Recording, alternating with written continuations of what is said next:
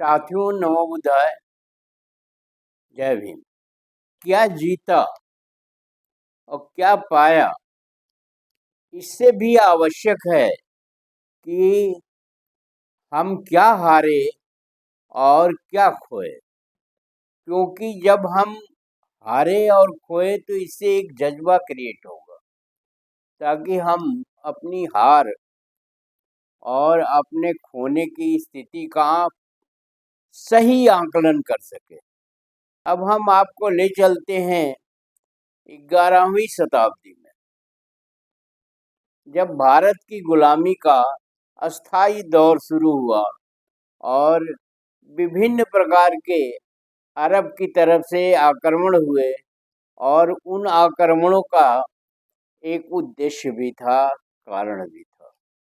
उद्देश्य ये था कि वो भारत की अपार संपत्ति को लूटना चाहते थे।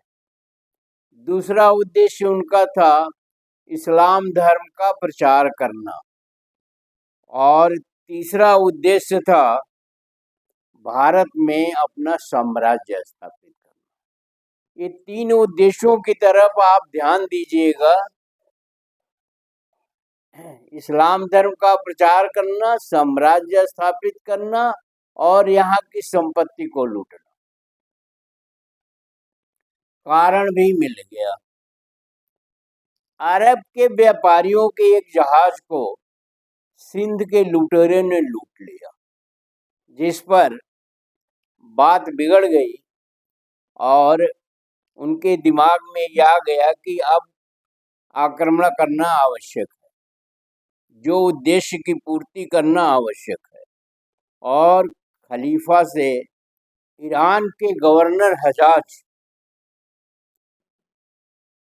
जो एक खलीफा के प्रतिनिधि के रूप में काम कर रहे थे, उन्होंने अपने दामाद मोहम्मद बिन कासिम को की अध्यक्षता में एक सेना जो है सिंध पर आक्रमण करने के लिए भेज दिया।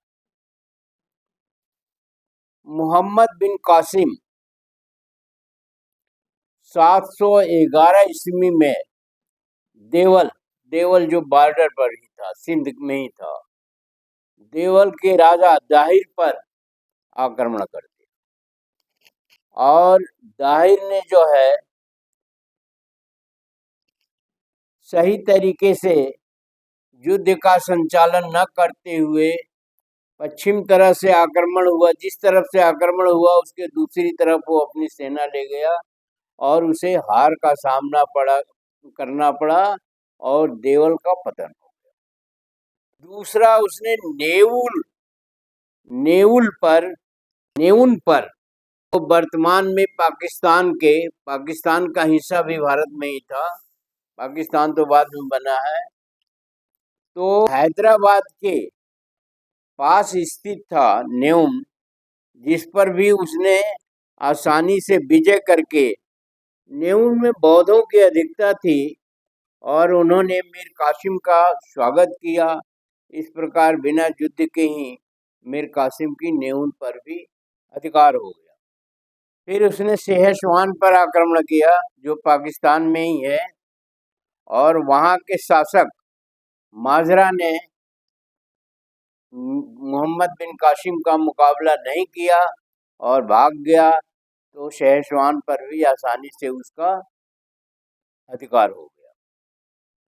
फिर शीशम के जाटों पर अपना अगला आक्रमण किया और बाजरा यहीं पर मार डाला गया तथा उस पर भी उसका अधिकार हो गया। रावौर पर भी इसी प्रकार उसने विजय प्राप्त कर लिया और काफ़ी हिस्सा जो है वो मोहम्मद बिन कासिम ने जीत लिया। और जीतने के बाद वो आगे बढ़ता गया और अन्य स्थानों पर भी विजय अपना अभियान चलाता रहा।